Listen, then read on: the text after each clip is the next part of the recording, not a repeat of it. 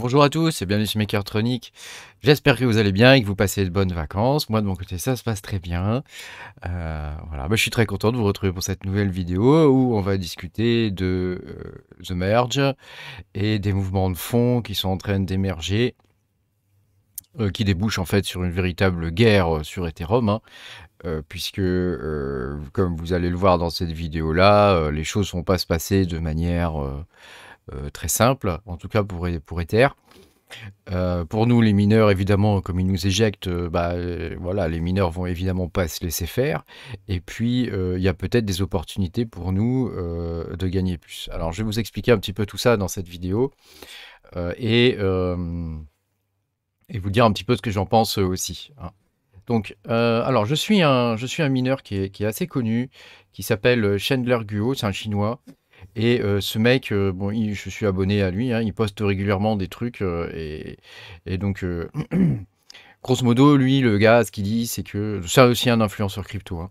Grosso modo, ce qu'il dit, c'est qu'il va y avoir, suite à The Merge, il va y avoir 6 ou 7 forks de ETH. Alors un fork, ça veut dire que c'est une copie de la blockchain, hein, comme on a eu pour ETC. Hein, je ne sais pas si vous voyez, je vais peut-être vous raconter un petit peu l'histoire avant, hein, pour vous expliquer ce que c'est. Avant, on avait la blockchain Ethereum, et puis elle s'est fait hacker, et ils ont décidé de rembourser ce qui avait été hacké, hein. Donc il y a ceux qui ont dit oui au remboursement, et puis il y a ceux qui ont dit non.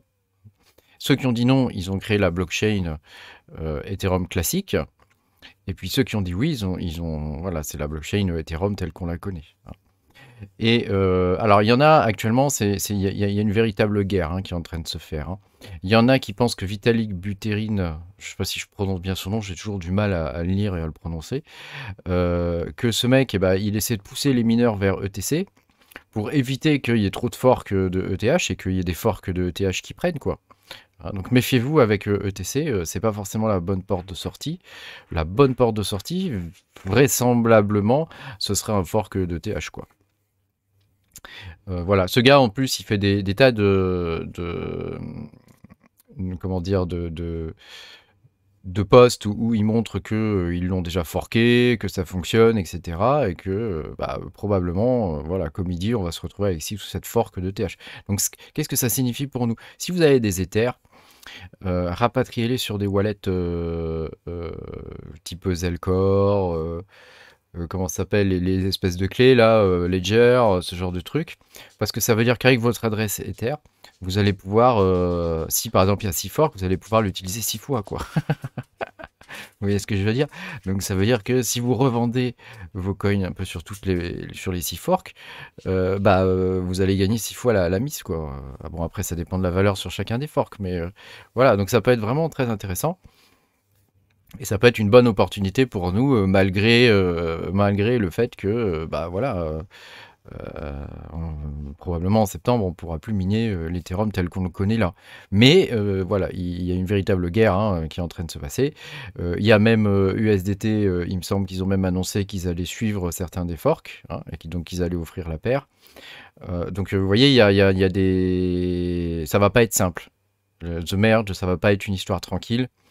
Et ça va déboucher, comme vous le savez, hein, il y a des luttes de pouvoir, hein, c'est toujours pareil, hein, l'histoire de l'humanité est jalonnée par ce genre de choses, hein, il y a des luttes de pouvoir, et vous verrez que ça va pas se faire de façon très simple, hein. La vision qu'ils ont de The Merge, où il y a une seule blockchain et tout le monde migre dessus et tout le monde il est content, ça c'est une vision des bisounours, hein. Évidemment les mineurs sont pas contents, il y a évidemment de gros intérêts derrière, type Polygon par exemple, Arbitrum et autres, hein, qui sont des layer 2 sur Ethereum, qui vont du coup à terme, pas tout de suite, hein, mais à terme, ils vont perdre leur intérêt, hein. Et puis il y a des mouvements, alors c'est bien joué de leur part, hein, ils essaient de pousser les mineurs vers ETC, ils font un peu pumper le prix, c'est de la manipulation, hein, c'est évident, hein, ils font un peu pumper le prix de ETC, histoire que les gars ils aillent miner dessus, et puis au bout d'un moment, ça va s'effondrer, et ils seront débarrassés des mineurs. En gros, c'est ça l'idée, moi, que j'en ai retenu, quoi. Alors qu'en fait, ça risque probablement pas du tout se passer comme ça. Il va y avoir des forks de TH en version Proof of Work et ça risque d'être pas mal suivi, hein, puisqu'il y a des gros intérêts quand même financiers en jeu derrière.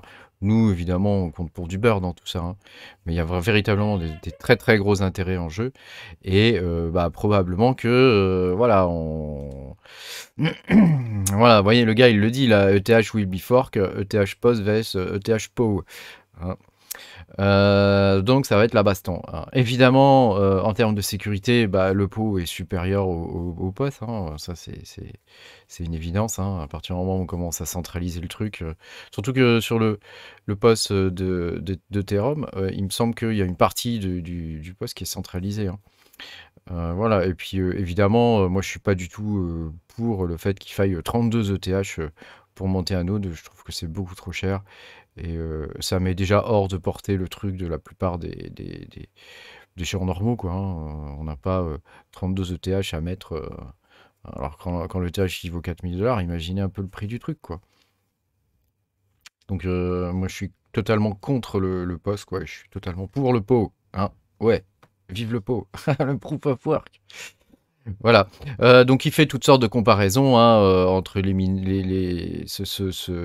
cet influenceur-là. Il fait toutes sortes de comparaisons aussi entre les monnaies qui sont au format pot et les monnaies qui sont au format Proof of Stake, hein.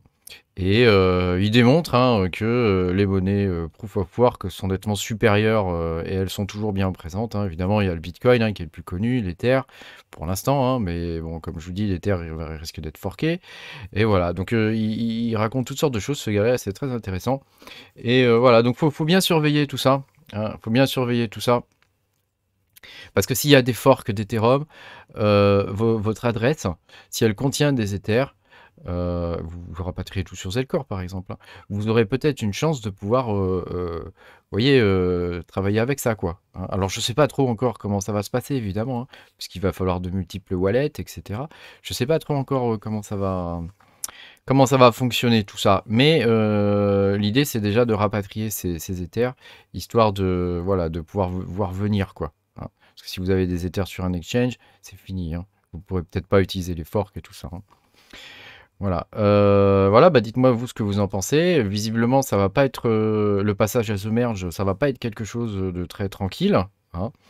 Il y a différents intérêts qui commencent à se réveiller là, on commence à voir que ça commence à s'exciter et bah, on va voir ce que ça va donner, hein. Nous, on n'est que spectateurs au final dans tout ça, hein. Évidemment, on est légèrement partie prenante vu qu'on est mineur, mais voilà, on verra bien ce que ça donne. Merci beaucoup d'avoir suivi cette vidéo. Je vous souhaite, si vous êtes toujours en congé, bah, je vous souhaite de bien en profiter, hein. Voilà. Moi, il fait 42 dans mon garage, hein, c'est la méga cuisson là.